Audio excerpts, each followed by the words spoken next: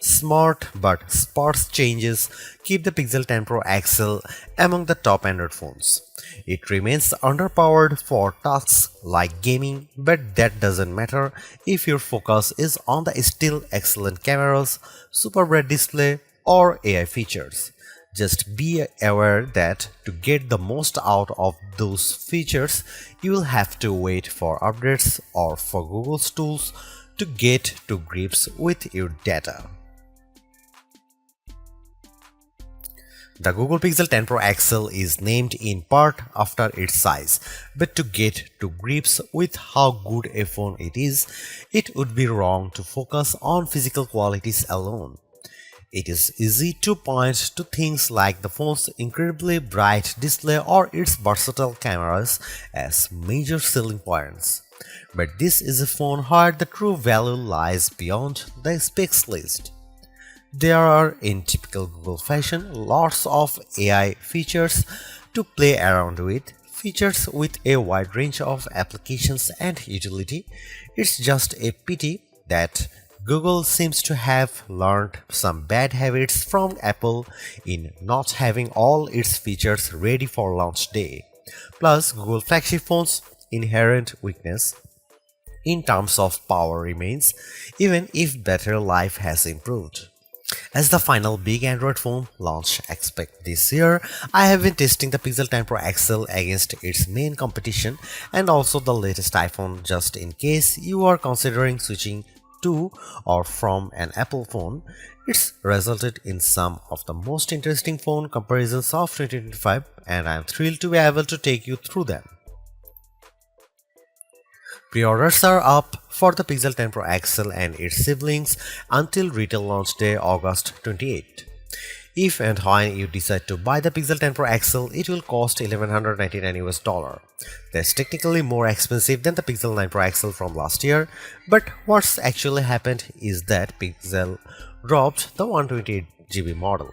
It's a shame that you can't get a cheaper extra large Pixel now, but it's not strictly a price hike. If storage matters to you, you can spec 512GB or 1TB for $1,319 and $1,549 respectively. But increasing the storage locks off certain color options. Only Obsidian Black offers all three options, while Jade Green is only available in the basic 256GB. There are no big changes from last year in terms of overall shape or materials. Google is still using matte textured toughened glass on the back, Gorilla Glass Victus 2 on the front and shiny aluminum sides holding them together. There is still a reliable IP68 dust and water resistance rating too. There are alterations to be found if you look closer. Google made the phone's rear G logo metallic, slimmed and bezel around the rear camera bar, moved the SIM card tray to the top of the phone and added a second speaker opening to the bottom. But the only real difference is the overall width. The size change results in a larger display and a total weight that's about 5% heavier than the Pixel 9 Pro XL. That gives the Pixel 10 Pro XL the status of the heaviest of the main flagship phones on sale today, although only by a few fractions of an ounce. One other changes that applies only in US Pixel 10s is the removal of physical SIM support. It's eSIM only for American customers, while the rest of the world can still plug in their nano SIM card. Your four color choices for the Pixel 10 Pro XL are Moonstone Blue Gray, Jade Green, Porcelain White or Obsidian Black. It's a reasonable amount of choice, but the Pixel 10 base model has the most eye-catching hues in the family. The 6.8-inch 120Hz refresh rate adaptive display on the Pixel 10 Pro XL is slightly larger than the Pixel 9 Pro XLs, but still a little smaller than the equivalent Samsung or Apple models. But the size difference is offset by the Super Actua screen's incredible brightness. Google Pixel 10 Pro XL can reach 2555 peak brightness, where Samsung Galaxy S25 Ultra can reach 1860. And iPhone 16 Pro Max can reach 1553. The results above show just how intense the screen brightness on the Pixel 10 Pro XL can be, even compared to last year's Pixel 9 Pro XL.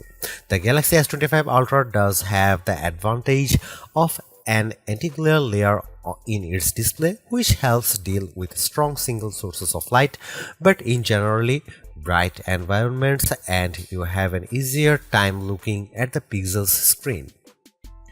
Looking to the other results, we see the Pixel 10 Pro XL lags behind the S25 Ultra in terms of color gamut coverage and also color accuracy. In the default vivid color profile, the potential buyers needn't worry too much about that. The Pixel 10 Pro XL is still a great device for watching video or browsing photos on.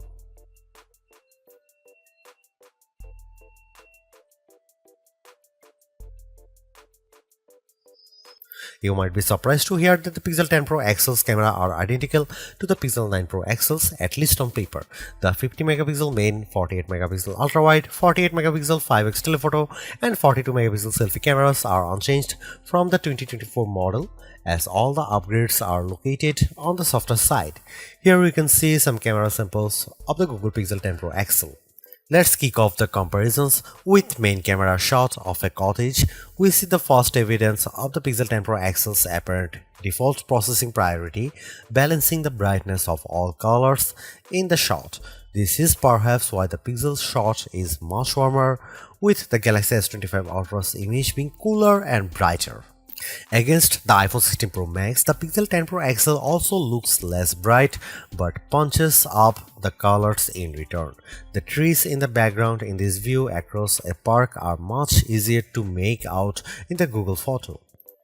And how does it compare against the outgoing Pixel 9 Pro XL? This photo of disused telephone box shows that the Pixel 10 Pro XL gives slightly stronger colors on the blue end of the spectrum, but is otherwise identical to the Pixel 9 Pro XL's image. In the night mode, with our subject being mini bottle of Henderson's relish, we see the Pixel 10 Pro XL struggle to capture the light compared to the Galaxy S25 Ultra, but the Pixel does have less of a red color caused by the curtains in the room than the S25 Ultra, which could be an advantage in some cases. Switching to the ultra-wide cameras and looking over a small stream in a wood, the Pixel's image pales compared to the S25 Ultra's far brighter shot. This is likely as a result of the Pixel's relatively small sensor not capturing as much light and the post-processing not being able to do enough to compensate. Macro mode also uses the ultra-wide sensor, comparing to the Pixel's effort against of the iPhone 16 Pro Max of a pink flower. The Pixel's shot is darker, again likely because of its small sensor, but the image still has good contrast as we can still make out the detail in the flower's center. The final rear camera on the Pixel we need to look at is the 5x telephoto camera, which I pointed at a breeze over a lake. The Pixel has tried to balance the mix of light and shade in the shot, resulting in an apparent lack of color compared to the S25 Ultra, while the Samsung's shot's richer color of the water is appealing. The breeze is blown out in return. The Pixel 10 Pro XL's telephoto camera offers up to 100x max magnification for the first time, except with the power of ProRes zoom. Images at the level are still legible, albeit potentially inaccurate, but let's start at a less extreme 50x.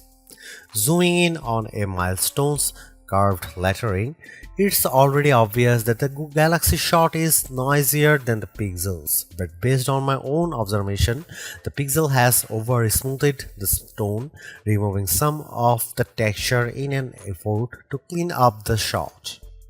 At 100x, this effect is even more noticeable. A stone that's been sitting outdoors for who knows how long is unlikely to be as smooth as the Pixel's shot would have you believe. But in terms of legibility, while both photos still show the lettering clearly, the Pixel shows them in crisper detail. When exporting the images, the Pixel 10 Pro XL conveniently gives you both your original ProRes zoom shot and the processed version, along some interesting comparisons. For instance, we have here a church window about 1000 feet away from where I was standing as I took the photo. It's an impressively sharp shot, but the pixels processing system seemed to have read the stone bars between the glass as wood, adding a vertical grain effect. While the detail of the brickwork has been impressively recovered, it shows a big limitation of these generative detail enhancing tools. It shows you what's likely to be there rather than what truly is there. Google enhanced some of the camera's associated features, such as making best take active automatically with enough photos and offering 50 megapixel resolution for portrait modes.